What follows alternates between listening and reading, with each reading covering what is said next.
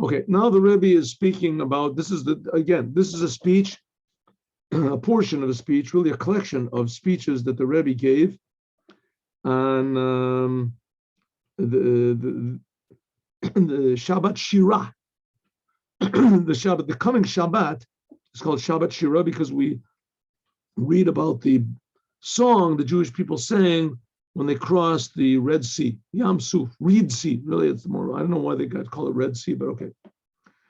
And after the Jewish people went over the sea, so they sang this song.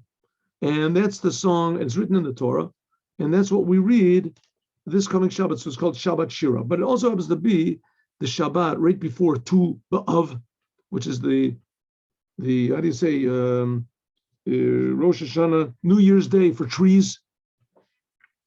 So all the trees are judged. And it also, which that is a very deep spiritual thing. We eat the fruits of, especially the fruits of the land of Israel. And it's also right after Yud Shvat, which is the day that the previous Lubavitcher Rebbe, Rabbi Yosef Yitzchak, he passed away in America in 1950. And 1 year later, the same date, the Lubavitcher Rebbe took over, the present Rebbe. So all these things are all together. Also, of course, everything in the world is meaningful, and not always do we see the meaning, but in the Torah, it's a little bit easier.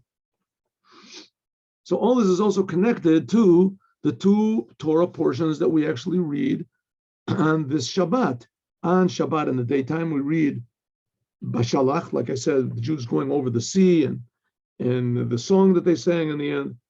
In this week's Torah portion also, it talks about the manna that the Jewish people got from heaven. And right in the end, it talks about Amalek, how Amalek attacked the Jews, and that the Jews defeated them, which we'll talk about that later. That we read in the daytime. In the afternoon prayer, the mincha prayer, the last prayer of the Shabbat, and we read a very short portion of a short Torah reading of next week's Torah reading, just the first 1/7 of it we read, and that's Parshas Yitro. That's the one we get the Torah. Okay. So the whole idea of going out of Egypt is to receive the Torah.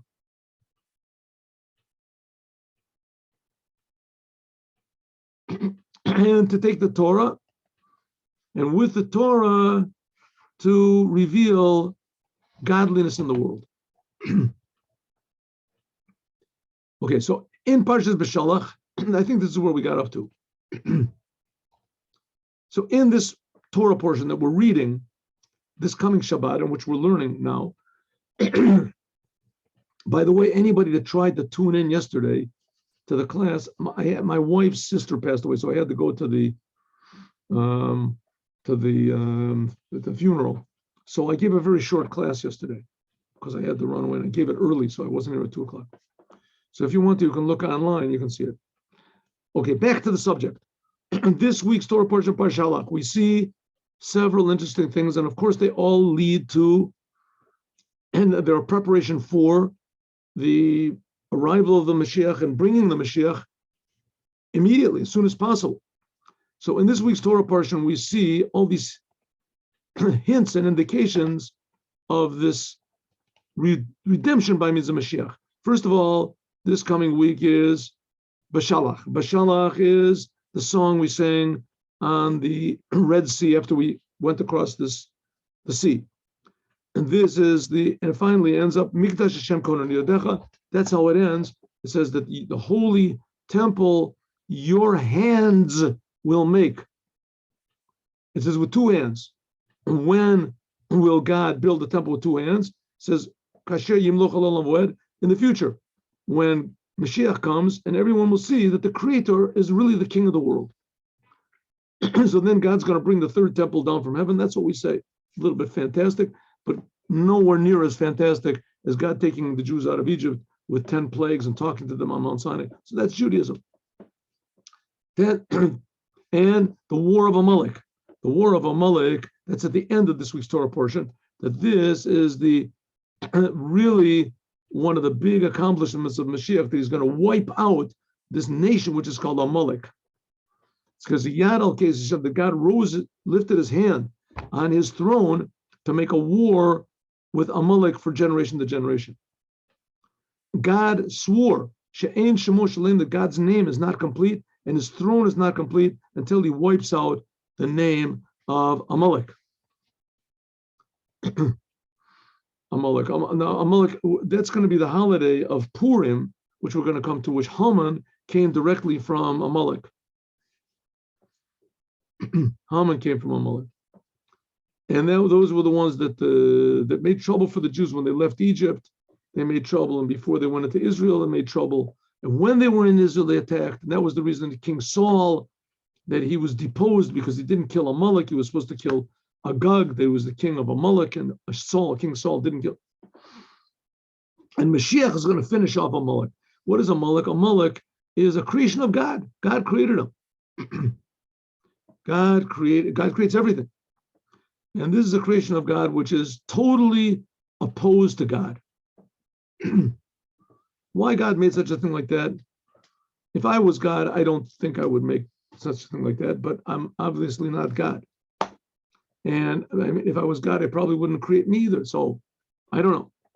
Nevertheless, that's the fact. He created this thing called Amalek, and it's pure evil, pure destruction. We just saw it not 50, 60 years ago.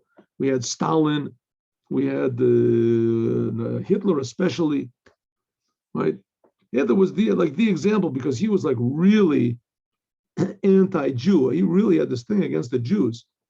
Stalin, they hated everybody, but I mean, he didn't also was that, he hated the Jews also, but it wasn't his big, his big banner, But this is Amalek. What does it say afterwards? Hashem and Lolam Yeshev Hari Hashem Shalom. Then the name will be complete.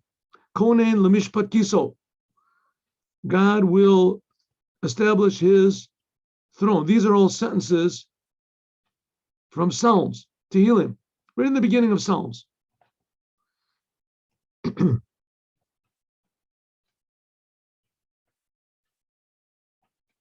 When God destroys all of his enemies, so then it says that everything will be firm. It'll be this. Okay, now this thing about Amalek, you have to understand. God wants it to be here.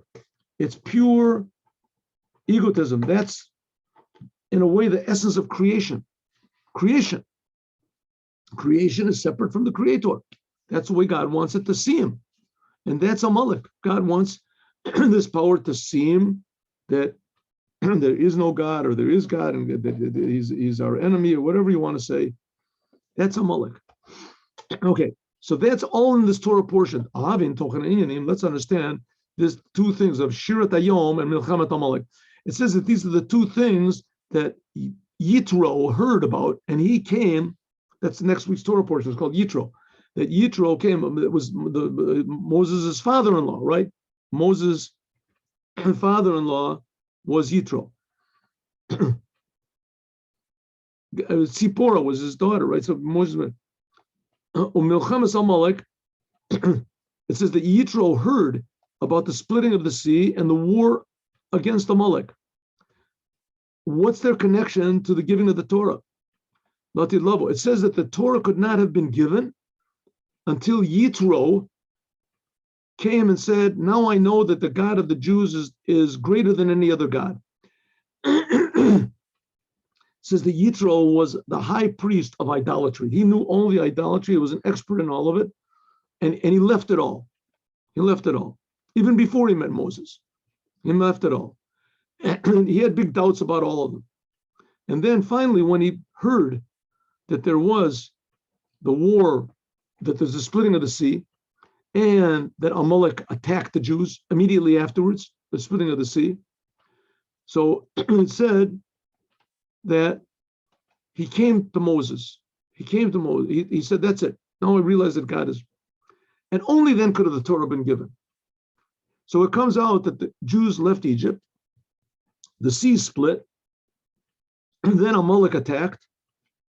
Then Yitro came along and said, now I realized that the God of the Jews is the greatest. And then God gave the Torah. So all these things were like preparations for the Torah. And of course, the Torah is the preparation for the coming of the Moshiach. So let's explain first of all, what are these all got to do with one the other? Jews leaving Egypt, splitting the sea, singing the song, defeating Amalek. Comes along Yitro, the Torah is given, and finally Moshiach. Yesh Laktim, we can proceed by explaining what it says in the beginning of this week's Torah portion. It's like the title of all these topics is the first sentence of this week's Torah portion. And it was when Paro sent the Jewish people, this is the title of the mimer that we're learning also from Torah. God did not allow them to go Eretz Plishtim because it was close. That it was a good and a close way to take them straight into the land of Israel. But God didn't want them to go that way. Derech Yashar, the easiest way to go into the land of Canaan, then it was called Canaan. But Yesev Elokim, and God detoured the people, Derech HaMidbar, through this desert of Yam Suf. Therefore, they had to have the splitting of the sea, Shirat Hayam. If they would have gone straight, they wouldn't have had to meet up with the sea, and they wouldn't have to have the splitting of the sea, and they wouldn't have to have the song afterwards. And then they wouldn't have to have the war with Amalek. They would have gone straight to the land of Israel. Create Yam Suf, the splitting of the sea, the war of Amalek, and then the Yitro. If God would have just taken them in straight, then they wouldn't have had all these difficult problems with the Egyptians running after them. And Allah Pasuk says, so why didn't God just take them the straight way? I mean, they were following these clouds in the daytime. They were surrounded like protective clouds, and there was a big cloud in the daytime, a big pillar of fire, and they went to wherever this cloud told them to go. And they went. Why didn't God just take them straight? It says, East of Midrash, it says, it's Israel, that from the land of Egypt to Israel was only 11 journeys. Ella Nasam HaKodesh Baruch Hu, but God took them through the desert 40 days, 40 years, I'm sorry. Shenemar, like it says, the Jewish people, after they received the Torah, they could have gone straight into Israel. They could have gone straight into Israel. 11 days. Afterwards, but nevertheless, it took them 40 years in the desert. Therefore, it says, Lo nacham Elokim, that God did not allow them to take the straight path. Okay, so let's say God wanted them to receive the Torah 50 days. He wanted to give them 50 days to receive the Torah. I said before they would receive the Torah in Israel. No, God wanted 50 days preparation. So he took them in the desert 50 days. They would have received the Torah. And afterwards it says, V'arbaim shana, 40 years. Okay.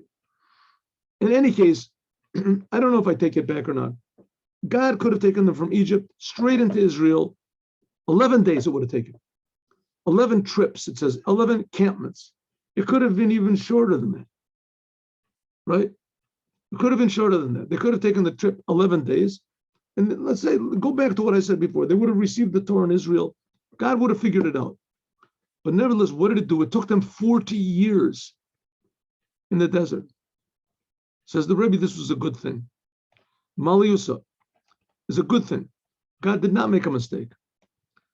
When it says that they could have gone 11 days, like it says, there was an 11-day journey from Mount Sinai, namely 11 trips.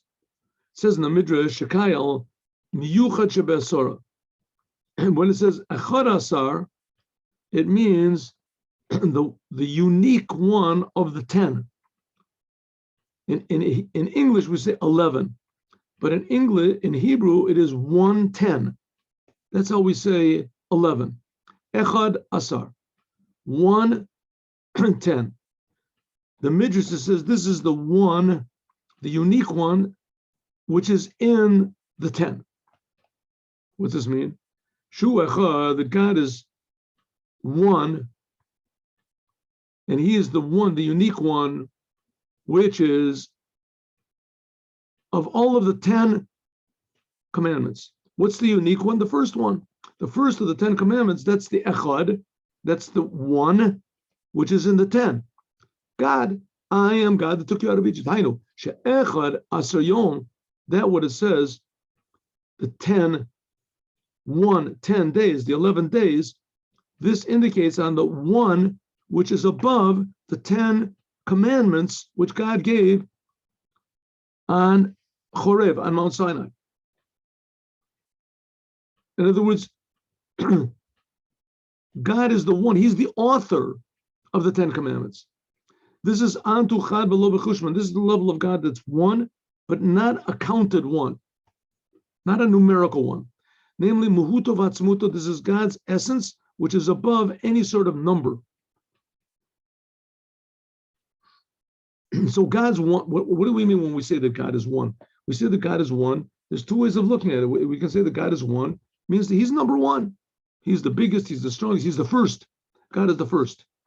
So, I mean, all those things are right. That's right. I mean, God is the biggest and God is the strongest and God is also the first. But don't think that he's anywhere comparable to the things that he's stronger than, or that he's bigger than, or that these other numbers that come out from him. And there, when we say that God is powerful, he's more powerful than anything, that's a very low aspect of God. When we say that God is one, what does it mean? That he's the one that everything comes from. But he's not a numerical one. There's nothing in the world that can compare to God's oneness. That can say that I'm number two. God is number one, the world is number two. The fact is that nothing really exists except for God. God is creating everything all the time. But he's creating it from his light, from his word. Okay, these are Kabbalistic ideas, but the fact of the matter is God does exist, and his existence is totally unlike any other existence that we know. It's the source of all being. And that, really, if you look in the writings of Hasidut, that's a very low aspect of God, to see that he's the source of all being. God is infinitely higher than that. But nevertheless, we call him one. He's one because he exists. God exists. The God. Why did God not allow the Jewish people to go this 11-day journey? And instead, God, V'yasev derech hamidbar, he took them through the desert. This is Yud Aleph Masaot. This 11 journeys that should have been 11 journeys, this 10, like we said before, God took them through the desert 40 years. Why? This is because this is the real revelation of the one source of the 10. This is above all of the other sphirot and all the commandments and all the levels and the utterances in the world. That God took us for, if it would have been 11 days, then all this oneness of God would not have really permeated the world. There would be the world and there would be God. There would be two separate things. God took us out of Egypt. Jewish people are special. The Jewish people are different. And the world is also different. The world is separate. We're nothing like the world. We're totally different. God wanted that his oneness should be drawn into the world. It should be drawn not just into the physical world, but also into the spiritual, into ourselves as well. By means of the Jews walking in the desert for 40 years, is finally this internalized, like it says, Ben Arba'im Labina. Shebayim Nasan Hashem Lachem Leiv Ladat. In the 40 years, God gave the Jews a mind, a heart to understand, eyes to see, ears to hear. Shein Adam Omed Al Sof Dato Shel Rabba. A person cannot really reach the true, I say, spiritual awareness, or a better word for it. What is it called?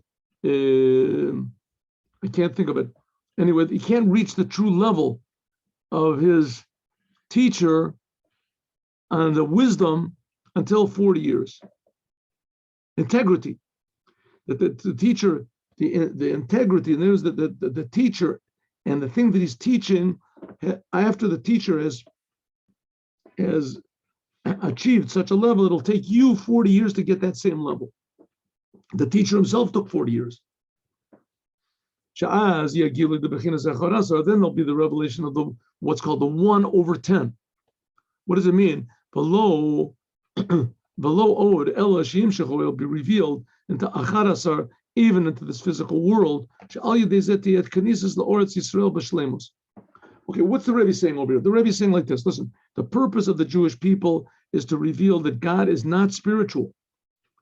God is not spiritual, not limited to being spiritual. The ladder to be aware of godliness is spiritual, true.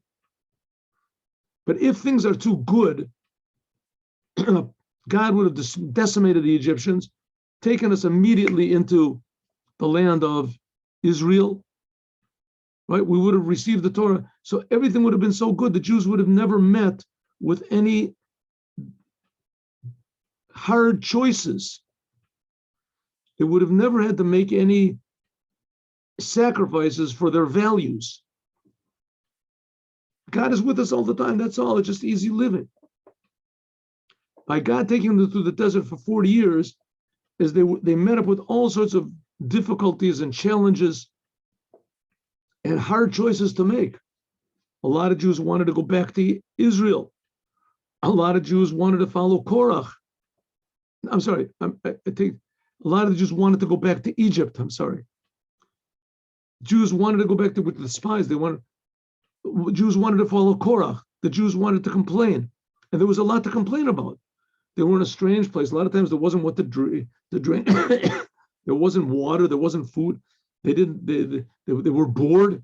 They didn't know when they were going to get into the land of Israel. They had all sorts of weirdos within the Jewish people trying to seed discontent, and the seed took root. The Jews had to really make some hard choices, and they had to say to sacrifice their comfort and sacrifice their success and sacrifice their identity and their victory and this in order to make the right choices to do. That's 40 years and to learn from the bad choices that the previous generations made. That's what it means. God did not want them to go the fast way. If they would have gone the fast way, then there wouldn't have been this echad. There wouldn't have been the one that's over the 10. They wouldn't have felt the oneness of God that is in the 10 commandments, that's in the 10 utterances that God creates the world with. And therefore, God took them on this long journey. Hosif and Te'eran, She'inyan said this is also hinted at the beginning of the Torah portion. By Paro, the Paro set the people up. Sharom is this, the Paro, we talked about this last week. Paro is also a holy level. There's evil Paro, of course, but there's what's called Paro of Kedusha. We talked about this before. Like we said, Chamishit LaParo. This is called the level of godliness, which is Paro, means Priya, revealed. Revealing the essence of God. A level which is above the 4 letters of God's name. That's what we talked about before, this 1/10. Antu Chad. Paro means this ultimate holy level. In the Rebbe has a sikha that the word Anochi is not a Hebrew word. It comes originally from it's an Egyptian word. He brings it from a midrash. It says why? Because God can only be revealed. The essence of God can only be revealed in this physical world. But in other words, in this physical world, there is the possibility, and only in this physical world is there the possibility, the ability to reveal the essence of God. And that's what it means, Paro, this essence of godliness. He sent out the people. This is the reason why it says that God did not want them to go directly into Canaan, into Israel, and he detoured them through the desert for 40 years in order that this level of Paro, Kedusha, the holy level of Paro, the essence of Paro, should be part of the Jewish souls. And basically, this is the idea of self-sacrifice for the creator of the universe, defying the world and transforming the world. This is also hinted at at the song of Dvar, of the Haftorah. The Haftorah, after we finish reading from the Torah, so we usually read a portion from the prophets or from the writings. This year it's from the book of Kings. The book of Judges. From the book of Judges. And Devorah, she was a prophetess. They made a big war against Sisera, and they defeated him. Barak was her chief of staff or whatever, and they defeated him, and she sang a song. And what the song said, but Paro's be Israel, but Tishkoda Oretz Arba'im Shana. It says when God in the end, he took revenge. The Jewish people, they took revenge. They won a battle, and the land was 40 years. But he uses the word Parot. Parot is the same thing as Parot, to be open, revealing. This level of Parot, as Priu means to reveal godliness in all the worlds. There's, when the circumcision is called Mila, Brit Mila, but really the circumcision reveals only the thick skin, takes out the thick skin, circumcision. But there's also a thin skin, and it's really only in babies. And it has to be revealed. That's the first is called Mila, and to remove the thin skin, that's called Priya. Priya means totally revealing. That's the word Prot. So this is totally revealing the essence of God. It can only be done by being in the world and making difficult choices and sacrifices and being devoted totally to the truth under all situations. That's called tests. Al Yadam, Gambi Israel, often Beshishkot. And by means of this, winning this battle against the world, is by means of this also it's revealed in the land, and everything is quiet. It says for 40 years, and we'll talk about what this 40 years is. So again, what are we talking about here? What's the point that the Rebbe wants to say? That all of these revelations that we had, going out of Egypt, splitting the sea, defeating Amalek, receiving the Torah, Yitro, the surrendering himself to the God of the Jews, right? All these things, this is a plan of God that the Jewish people should internalize this desire of God that they make the right choices. The Jews should internalize this desire of God to make this physical world a holy place. And in order to do that, you have to make sometimes very difficult choices. You have to make sometimes very great sacrifices. Right? The Rebbe said you have to talk about Moshiach, think about Moshiach. Some people don't want to. They get very successful by not talking about Moshiach. It's going to be a big sacrifice. Are you going to do it or not going to do it? Sacrifice. To be in this world and to be genuinely connected to the truth in a way that's a truthful way, that's a difficult thing. And that's the idea of bringing godliness into the world. And God, of course, is with us. He gives us power in order to do it. But that's the whole thing. God did not want the Jews to take the easy path. Instead, he chose that the Jews take the hard path in order to reveal this Echadas, or 1/10, in every aspect of the world. Let's do the Yom now.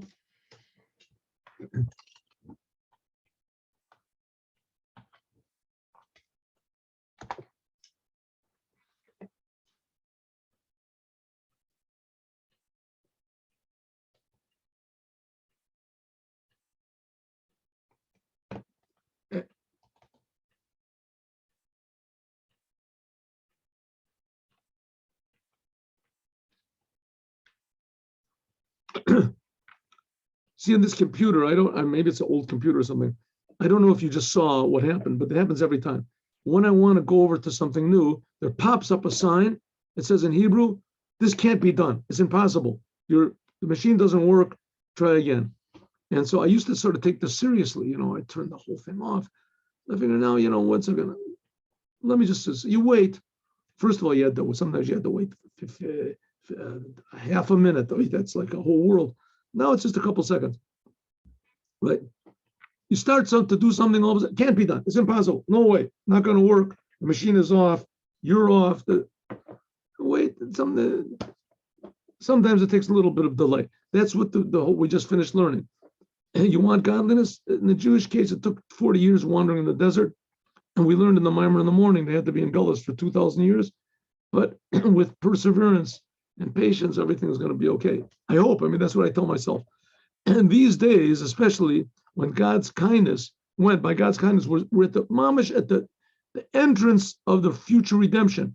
We have to make every conceivable effort to strengthen every aspect of Judaism. Torah, mitzvahs, mitzvahs should be done in a way of beauty, more than what is required. Customs have to be kept exactly. Don't make any compromises. It is a commandment and an obligation of every rabbi to inform his congregation that all of the confusions, tribulations, and agonies are the birth pangs of Moshiach. But this the previous Rebbe said in 1943. So this is the time of the Second World War. He said, nevertheless, these are the birth pangs of Moshiach. God is demanding that we return to Torah and the commandments, that we should not hinder the immediate arrival of the Moshiach. I just want to throw one little thing.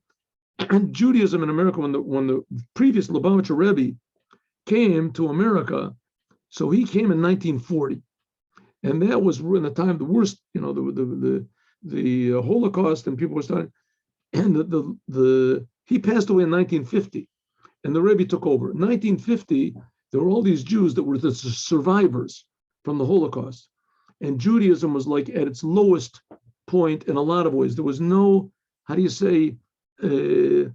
people had given up.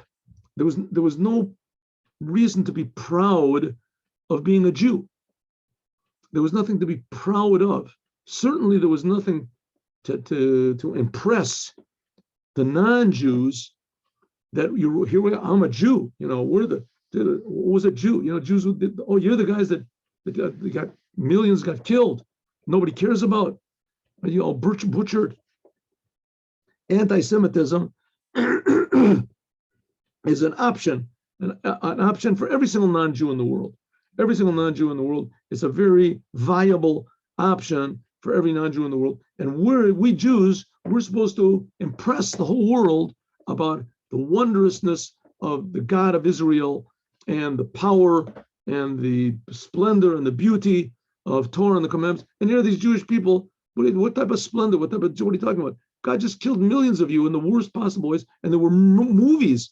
There were movies that the Germans, they took movies. The world didn't do anything about it. 5 years of movies and piles of bodies. And now all of a sudden they're supposed to do, no one had any pride. There was no joy in Judaism at all. Something like when the Baal Shem Tov came in the world after the Khmelnytsky massacres. The Rebbe came into American Judaism, and his job was supposed to transform American Judaism and to transform America and to give us pride and happiness and joy and Judaism. That just didn't exist. There was just absolutely no reason to be happy you're a Jew. You just held on, and you were sure that I'm going to get a big prize in heaven, which is true. If I just do anything Jewish, you're going against the world. And there's no doubt these people did get big rewards in heaven, but that's not the job of Judaism. The job of Judaism is to convince the whole world. How are we going to do that? So that's what the Rebbe started. Don't worry about it. Don't pay attention to these difficulties. Of course, you have to pay attention. You have to try to feel their suffering. You have to empathize with them. But on the other hand, that should not be your whole being. To be conquered and to be obsessed with the Holocaust and the terrible things that happened, and the downside, the negative side of Judaism and Torah and the power of the non-Jews and etc. We have to understand that this is all a test. It's all difficulties. We're just traveling through the desert, and 1 second Moshiach is going to come, and all of the skepticism which accompanies that sentence, you have to not just ignore, right? It should cause you to believe more in the positiveness of what we're doing, because if you don't, we'll fall for sure. And that's what it says. All the trial, the difficulties, we have to strengthen now Judaism in every way. And in the second now, Moshiach is supposed to come and transform the whole world. And that's what the Rebbe did. The Rebbe brought back pride and joy to Judaism. Have a good day with Moshiach. Now, God willing, 3:00 today, there won't be any more funerals. We'll have a class in Chumash with commentary. Have a good day. Shalom.